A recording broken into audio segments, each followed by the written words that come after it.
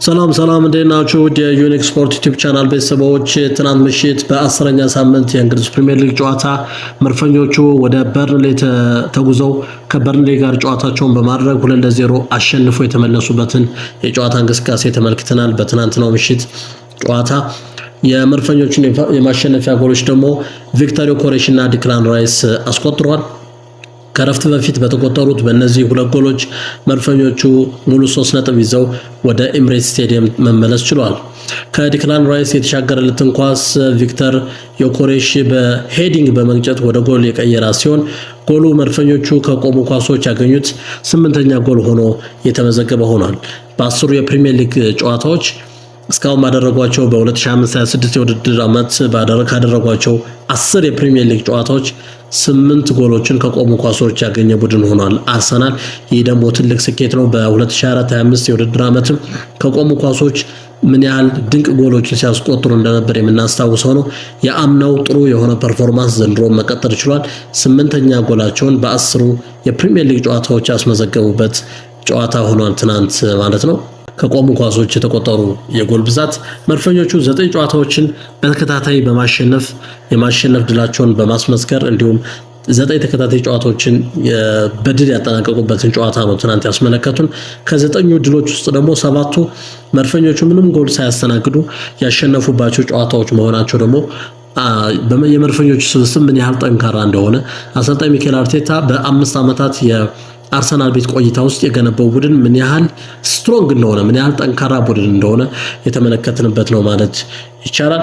ለሻምፒዮንስ ሊግ ጨዋታው ከቀናት ቆይታ በኋላ እንግዲህ ወደ ቼክ ሪፐብሊክ ተጉዘው ስላቪያ ፕራጎን የሚገጥሙት መርፈኞቹ ለሻምፒዮንስ ሊግ ጨዋታው ቅድመ ዝግጅት በሚመስል መልኩ ትናንት 2 ጎሎችን ከረፍት በፊት በመጀመሪያው 45 ካስቆጠሩ በኋላ በሁለተኛው 45 በርካታ ተጫዋቾችን ቀይረው አስወጥተዋል መርፈኞቹ።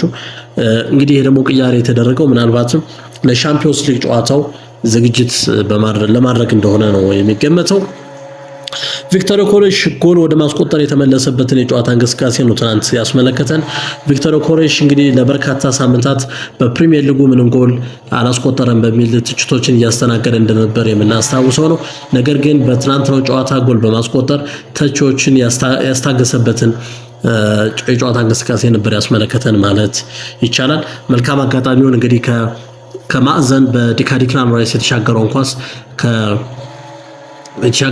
በቀጥታ ጋብሪኤል ማጋሊሽ እግር ስር ታርፍና እንግዲህ ጋብሪኤል ማጋሊሽ ደግሞ አመቻችቶ ለቪክተር ዮኬሬሽ በማቀበል ቪክተር ዮኬሬሽ በሄዲንግ ወደ ጎል የቀየረበትን የጨዋታ እንቅስቃሴ ነው የተመለከትነው። ቪክተር ዮኬሬሽ ከአርሰናል ስብስብ ጋር እየተላመደ መምጣቱንና የፕሪሚየር ሊጉን ያጫወት ዘዴ ጉልበት የበዛበት ኢንተንሲቲ የበዛበት አጫወት እንደሆነ ይነገራል። የፕሪሚየር ሊጉ አጫወት ይህን አጫወትም እየለመደው እንደመጣ የተመለከትንበት ጨዋታ ነበር ማለት ይቻላል። በርንሌ ቀላል ቡድን አይደለም። ምንም እንኳን በ2025-26 የውድድር ዓመት ወደ ፕሪሚየር ሊጉ ካደጉ 3 ክለቦች መካከል አንዱ ቢሆንም ከሰንደርላንድ ሊድስ ዩናይትድ እና ሊድስ ዩናይትድ ጋር ያደገ ክለብ ቢሆንም በርንሌ ነገር ግን ባሉት ስብስቦች የቀድሞውን የማንቸስተር ሲቲ ተመላላሽ ኬል ዋልከርን እንግዲህ ዘው ቡድን ውስጥ ነው ያለው፣ በርንሌ ውስጥ ነው ያለው። ስለዚህ እነዚህ ድንቅ ተጫዋቾችን የያዘ ስብስብ ነው በርንሌ። ነገር ግን የበርንሌ ጠንካራ ጥንካሬ ሳይበግረው የሚኬል አርቴታው አርሰናል ሙሉ 3 ነጥብ ከበርንሌ ይዞ መመለስ የቻለበትን የጨዋታ እንቅስቃሴ ትናንት ተመልክተናል ማለት ነው። እንግዲህ አሰልጣኝ ሚኬል አርቴታ የገነባውን የአርሰናል ጠንካራ ስብስብን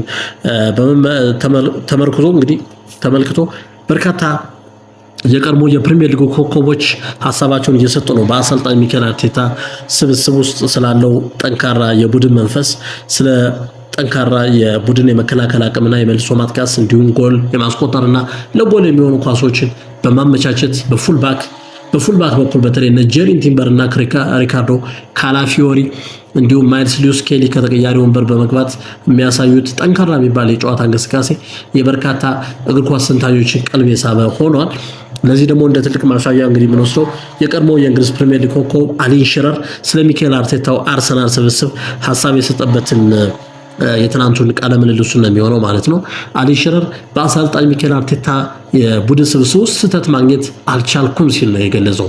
ምን ያህል ጠንካራ ቡድን from the basement ከመጀመሪያው አንስቶ ከግብ ጠባቂው ዴቪድ ራያ አንስቶ እስከ አጥቂ ስፍራ ተጫዋቾች ድረስ ምን ያህል የተዋጣለት የተዋቀረ ቡድን መሆኑን ያስመለከተኝ ቡድን ነውና ስህተት ማግኘት አልቻልኩም ሲል ነው የገለጸው አሊ ሽረር።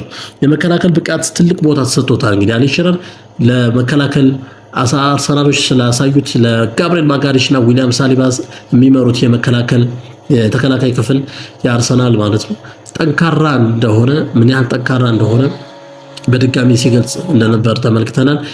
አዲስ ፈራሚዎቹ በክረምት የዝውውር መስኮት የኤምሬትስ ስቴዲየም አርሰናል ቤት የገቡ ቪክተር ዮኮሬሽ እንዲሁም ተከላካይ ፔሮ ሄንካፔ እንዲሁም ክርስቲያን ሞስኬራ እንዲሁም የማል ክፍል ተጫዋቹ ክርስቲያን ኖርጋርድ የነበራቸው የጨዋታ እንቅስቃሴ ፍጹም ድንቅ ነበር ሲል ነው የገለጸው አሊ ሽረር። በክረምቱ የዝውውር መስኮት የፈረሙ ተጫዋቾች የነበራቸው የመከላከልና ጨዋታውን በሲስተም እንደ ቡድን የመጫወት አቅም እንዲሁም እንደ ቡድን የጎል ዕድሎችን የመፍጠር ብቃት ምንም አይነት ስህተት በአርሰናል ቤት ማግኘት አልቻልኩም እንዲል እንዳደረገው ነው እንግዲህ የገለጸው አሊ ሽረር። የስኳዱ ጥልቀት የስኳድ ዴፕዙ ነው በሌላ በኩል ደግሞ ያነሳው ሐሳብ ነው። ስኳድ ዴፕዙ አንዱ ቢጎዳ ሌላው የተጎዳውን ተቀያሪ ወንበር ላይ መጥቶ ሲገባ በዛው ልክ ሄዶ የሚጣጣምበትን የጨዋታ እንቅስቃሴ ተመልክቻለሁ ሲል አሊ ሽረር ሐሳቡን ሰጥቷል። እንግዲህ ለዚህ ደግሞ ጥሩ ማሳያ አድርጎ የወሰደው ቪክተር ዮኮሬሽ በሚኬል ሜሪኖ ተቀይሮ ከወጣ በኋላ ሚኬል ሜሪኖ በጨዋታ እንቅስቃሴ ውስጥ የነበረውን ተጽዕኖ ፈጣሪነት ነው ያነሳው። ከዛ ባሻገር በፉልባክ በኩል በተለይ እና ጀሪን ቲምበር፣ ማይልስ ሉዊስ ስኬሊ እንዲሁም ሪካርዶ ካላፊዮሪ ያላቸውን የጨዋታ ብልጠት የጨዋታ ብቃታቸው ከተጋጣሚ ተጫዋቾች ጋር አንድ ለአንድ ሲገናኙ የሚያሳዩት የጨዋታ ብቃት እንዲሁም የኳስ ፍሰቱን ሳላደንቅ አላልፍም ሲል ነው የተናገረው አሊ ሽረር። መድፈኞቹ በሻምፒዮንስ ሊግ ምንም ጨዋታ አልተሸነፉም እስካሁን። ሻምፒዮንስ ሊጉ ካደረጓቸው 3 የሻምፒዮንስ ሊግ ጨዋታዎች 3ቱንም በማሸነፍ ታሪክ መስራት የቻሉበትን የውድድር ዓመት ነው የጀመሩት። በተለይም አትሌቲኮ ማድሪድን በሜዳቸው ኤምሬትስ ስቴዲየም አስተናግደው 4-0 በሆነ ውጤት ሰፊ ውጤት ማሸነፋቸው ትልቅ ምን ያህል መድፈኞቹ የሚኬል አርቴታው መድፈኞች ምን ያህል ያሉበት የጨዋታ እንቅስቃሴ ምን ያህል ገራሚ እንደሆነና የጨዋታ የብቃት ከፍታቸው ላይ እንደሚገኙ ማሳያ ነው ሲሉ ነው እንግዲህ አሊ ሽረር የገለጸው። ከቀናት በኋላ ከሜዳ ውጭ ወደ ቼክ ሪፐብሊክ ተጉዞ አሰልጣኝ ሚኬል አርቴታ ስላቪያ ፕራጎን የሚገጥምበት ጨዋታ ደግሞ በሻምፒዮንስ ሊጉ ተጠባቂ ጨዋታ ነው። የፕሪሚየር ሊጉን የደረጃ ሰንጠረዥ በአንደኝነት እየመሩ ነው የሚገኙት ከተከታያቸው ቦርንማውዝ ገና አንድ ተስተካካይ ጨዋታ ከማንቸስተር ሲቲ ጋር እየቀረው ማለት ነው። ከቦርንማውዝ ጋር ያላቸው የነጥብ ልዩነት 7 ነጥብ ነው። የ7 ነጥብ ልዩነት ቀላል የሚባል እንዳልሆነ ነው እየተገለጸ ያለው። ምክንያቱም በ7 ነጥብ ማለት እንግዲህ 2 ጨዋታዎችን ማሸነፍና አንድ ጨዋታ ደግሞ አቻ መለያየት እንደማለት ነው። ይህ የነጥብ ልዩነት በአርሰናሎች የሚያስቀጥሉት ከሆነ ከተከታዮቻቸው በተለይም ለዋንጫ ከሚፎካከሯቸው ከማንቸስተር ሲቲ እና ከሊቨርፑል ጋር ያላቸውን የነጥብ ልዩነት እያሰፉት እንደሚሄዱ ነው የሚጠበቀው። በሌላ በኩል የዘንድሮን የ2025/26 የውድድር ዓመት ዋንጫ የማሳካት ትልቅ ተስፋ ተጥሎባቸዋል። እንግዲህ መልፈኞቹ ከ5 ዓመታት ቆይታ የአርሰልጣኝ ሚኬል አርቴታ ከ5 ዓመት ቆይታ በኋላ እንግዲህ ሊያሳካው ጫፍ የደረሰው ጨዋታ ነው የፕሪሚየር ሊግ ዋንጫ ነው ብለን መውሰድ እንችላለን። እንደ ቡድን ደግሞ አርሰናል ከ22 ዓመታት ቆይታ በኋላ ለዋንጫ የታጩበት ዋናው እንግዲህ የዋንጫ ተስፋቸው በጣም ከፍተኛ የሆነበትን የውድድር ዓመት ነው እያሳዩን የሚገኙት። ትናንት ሌሎች ጨዋታዎችም ተደርገው ነበር። ክሪስታል ፓላስ ብሬንትፎርድን ማሸነፍ ችሏል።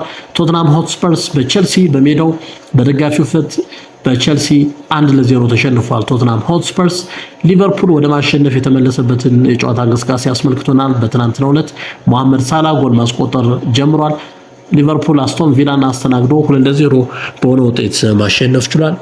ሊቨርፑሎች እንዲሁ ወደ የዋንጫ ቡድን ወይም ደግሞ ወደ ዋንጫ ተፎካካሪነት የመምጣት እድል እንዳላቸው አሁንም እየተገለጸ ነው። ምንም እንኳን ተከታታይ 4 ሽንፈቶችን በፕሪሚየር ሊጉ ቢያስተናግዱም አሁንም ወደ ሻምፒዮንስ ሊግ ተሳታፊነቱ የሚያመጣቸው እድል እንዳለ እየተገለጸ ነው። ሌላው ማንቸስተር ዩናይትድ ከሜዳ ውጭ ከኖቲንግሃም ፎረስት ጋር ተጫውቶ 2 አቻ በሆነ ውጤት ተለያይቷል። የማንቸስተር ዩናይትድን ጎሎች ደግሞ ካዝሜሮ እና አማድ ዲያሎ ነበር ያስቆጠሩት። ዛሬ እሁድ ማንቸስተር ሲቲ ቦርንማውዝን የሚያስተናግድበት ጨዋታ ተጠባቂ ጨዋታ ነው። በፕሪሚየር ሊግ ደረጃ ሰንጠረዥ ሁለተኛ ደረጃ ላይ የሚገኙት ቦርንማውዞች በ2025/26 የውድድር ዓመት ያላቸው የጨዋታ አጀማመር ድንቅ ተብሎለታል። ቦርንማውዞች ለማንቸስተር ሲቲ ቀላል እንደማይሆኑ ነው የሚጠበቀው። ጥሩ የሚባል የጨዋታ እንቅስቃሴ የምንመለከትበት ጨዋታ እንደሚሆን ይጠበቃል።